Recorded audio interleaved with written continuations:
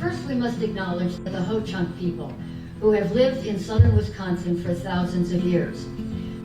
The Four Lakes region was their home long before the Europeans came into this area.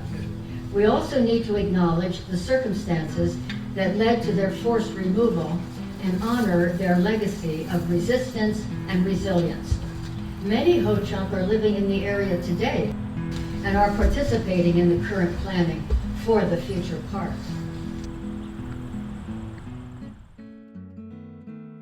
Frank Allis was born in Milwaukee, July 10, 1865, the 8th of 12 children. His father was Edward P. Allis, a founder of what became the Allis-Chalmers Corporation. His father was, quote, among the greatest of manufacturers this state has produced, unquote. Frank Allis came to Madison from Milwaukee in 1893, 3 years after his marriage to Lillian Page in a double wedding ceremony with her sister. He gradually acquired land until he had assembled a beautiful tract of some 600 acres with extensive lake frontage. Cottage Grove Road there, because this would be Dempsey Road, because you can see it was the Dempsey farm coming down to Cottage Grove Road. This is the Buckeye Road going off, Monona Drive up to Fair Oaks and going out to Milwaukee Street, and then Shanks Corners and Winnebago Street going out to East Washington Avenue. That kind of set the scene for you? So then, here's the FW, Frank W. Allis Farm. He called it Monona Farm. It went all the way down to Flom Road, up and around, and then these little symbols here imply that the Frank Allis property went across the road to there. And then this, of course, is the Lakeshore property that we're most interested in at the moment. So that's a map from about 1899. This is such a gorgeous picture. Frank Allis hired well-known Milwaukee architect William Kimball to design the house. It was built in the Dutch colonial revival style, whose main characteristic is the gambrel roof with the dormers. And the house had a colonial revival porch supported by columns. The back porch was just like the front porch, that same colonial architecture, all open and an upper porch on the second story, just really beautiful. And the house was valued at $10,000. And actually this house had a telephone, one of the first telephones outside the city of Madison, installed in 1895.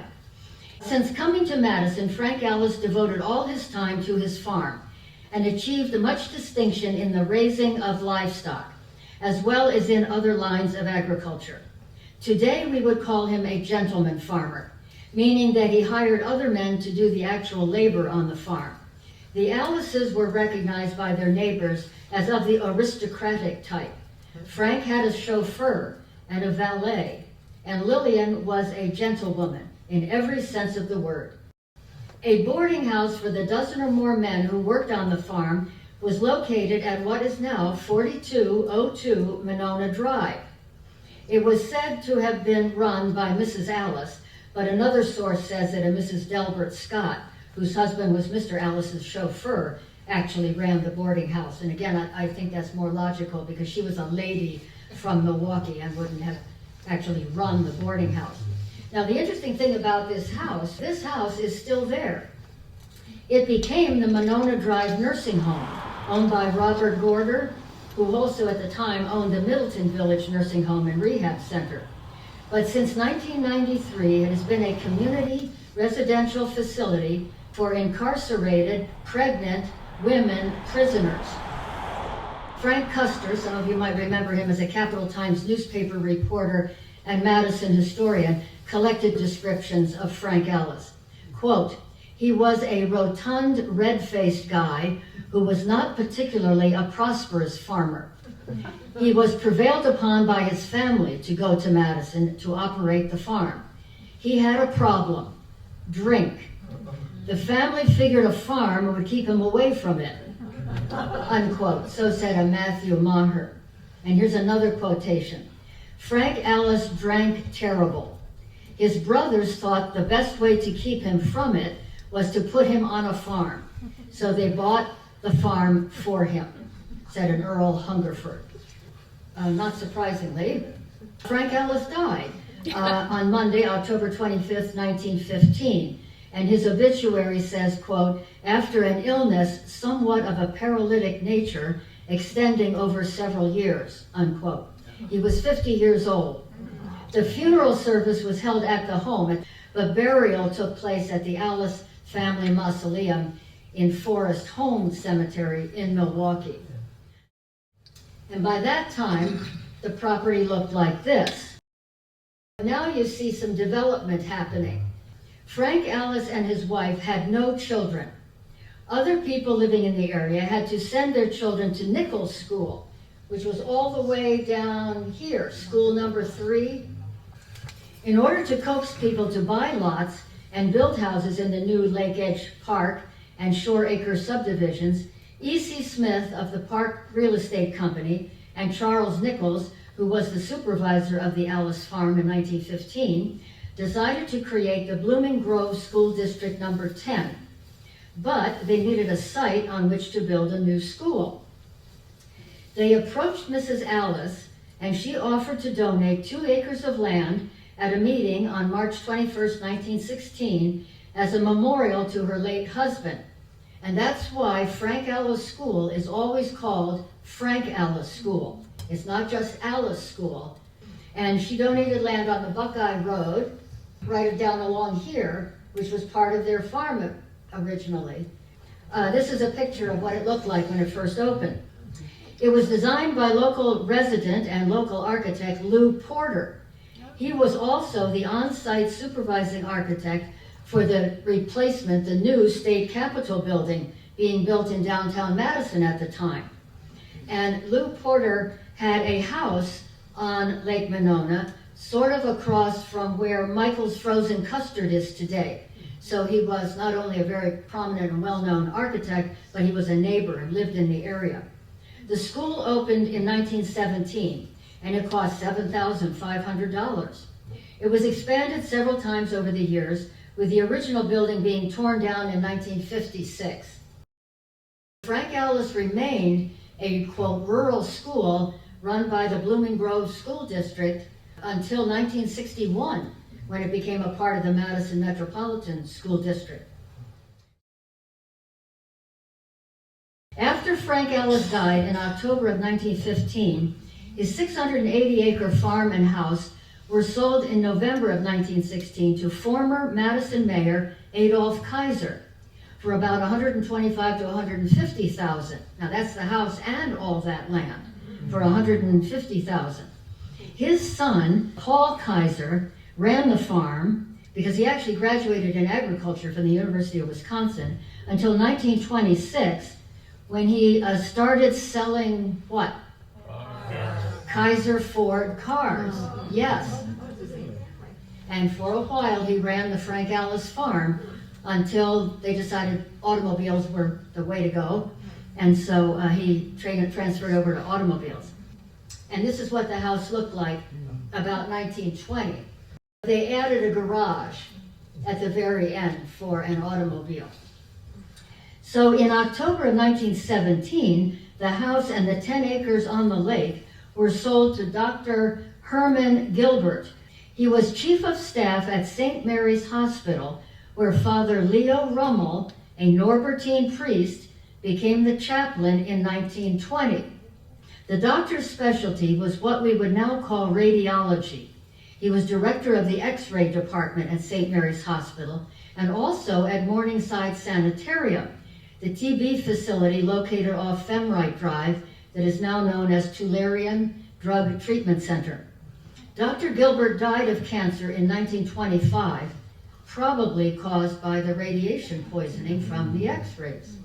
And because he was also involved in the TB facility, it's my theory that he added the sleeping porch, because that was a cure for tuberculosis, or maybe a prevention from catching tuberculosis, because you slept in the fresh air. And I imagine that he might have added the sleeping porch. I have no documentation on that, at least not yet. In July of 1924, again a year before he died, Dr. Gilbert sold the Frank Allis house and the 10 acres to Josephine and Marguerite Mahoney for $35,000. Now the Mahoney sisters were born in Fox Lake, Wisconsin. They came to Madison in 1874. Josephine was one of the first people to become interested in the improvement of the Italian settlement, the Greenbush. She and her sister Margaret were widely known for their philanthropy. They donated money to many Catholic churches and charities in and around Madison, and especially to St. Joseph's Church in the Bush, which was run by the Norbertine priests. Is it beginning to come? I mean, how did the Norbertines get a hold of that property? Well, Dr. Gilbert worked for St. Mary's Hospital. The Mahoney sisters were Catholics and very involved. The Norbertines were at St. Mary's. The Norbertines were in the Greenbush. It's all coming together. Margaret became a school teacher and was later a part of the clerical staff in the Capitol, but resigned her position to join her sister in the building and operating of the Mahoney Apartments at State and Lake in 1911. And thus, the term co-ed mother designation on Josephine's obituary, because they lived in the Mahoney Apartments and were the house mothers for the students who were living there.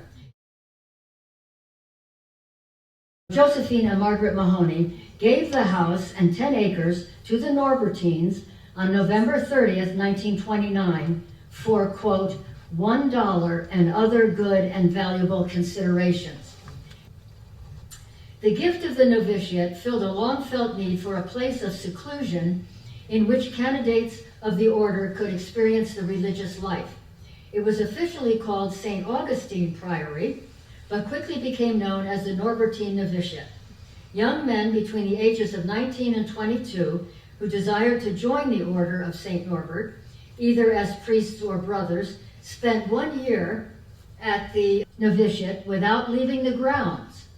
Their time was spent in prayer, study, recreation right on the property or in the Lake Monona, and helping out with the household chores.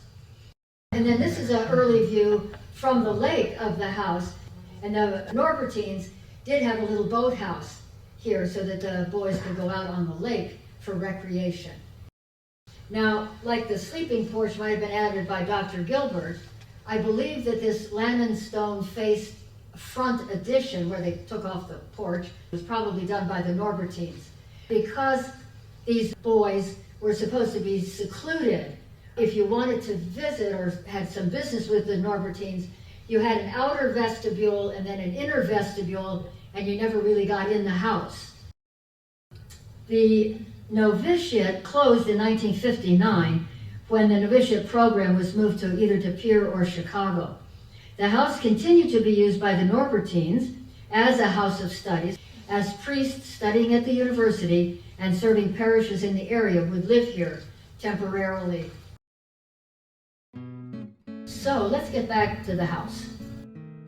It was a center of much hospitality, with a sizable ballroom up on the 3rd floor, 14 other rooms for family and guests, and 7 fireplaces, many of them placed in corners and sharing chimneys. And that is a unique feature of this house, I think. There is a chimney here that, of course, serves these 3 rooms on this end. But then the other chimneys are right in the middle of the house. And all of these rooms around the chimneys had their own fireplaces in angles in the corners of the rooms. It's very interesting. So this is one of the fireplaces in that first parlor. And these are pictures of other fireplaces. They say they're in the corners of these rooms. And then this wonderful one with all this wonderful metal decoration around the openings. And then the stairway going upstairs, and the doors and window that you see at the back there, that's the back door going out to the lake. There's a see-through hallway from the front door to the back door. And then upstairs in the hallway is another set of windows. It mimics the doors and windows down below. And of course, this house, when it was built, would have harvested ice out of Madison's lakes in the wintertime, stored it in this galvanized, metal-lined, thick-walled ice room so that they would have had ice all year round. But there's a whole nother facet to this story. The Quaker Oats farm. As I say, the house and the 10 acres on the lake were sold to Dr. Gilbert and then to the Mahoney sisters, and then were given to the Norbertines. But across the road, all the farmland from 1926 to 1936 was the Quaker Oats farm. The Quaker Oats Company bought 216 acres of the Frank Allis farmland in 1926 from Paul Kaiser. A.J. McLean conducted research into the value of feeding oats to dairy cows, beef cattle, hogs, sheep, and horses under the observation of the UW College of Agriculture. This is Monona Drive, going up across here, and this would be Buckeye coming down this way. And so that house that I showed you earlier, right here, with the big green lawn in front of it. So then, let's take a closer look at this barn and this little building in front of the barn. The small building in front of the barn is still standing. It's now the backside of a home with the address of 4203 Jerome Street. The Quaker Oats Company suspended operation in 1936, selling off its animals.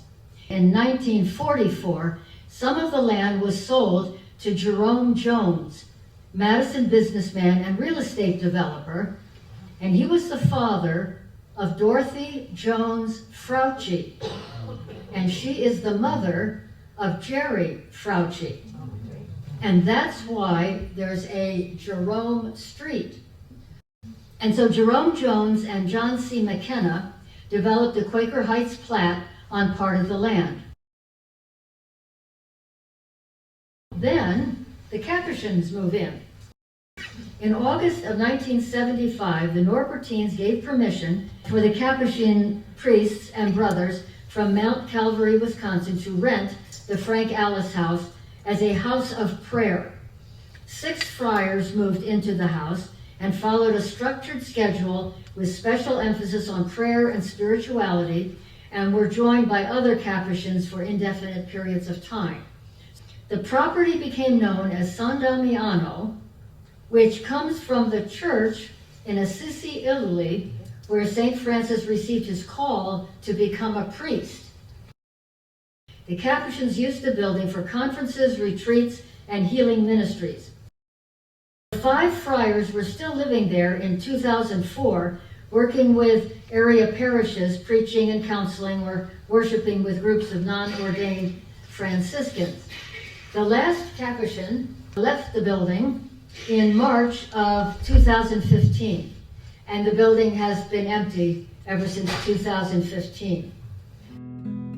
In November of 2019, the Norbertines submitted a request for a demolition permit for the Frank Allis house, which had been declared a Monona landmark in 1980.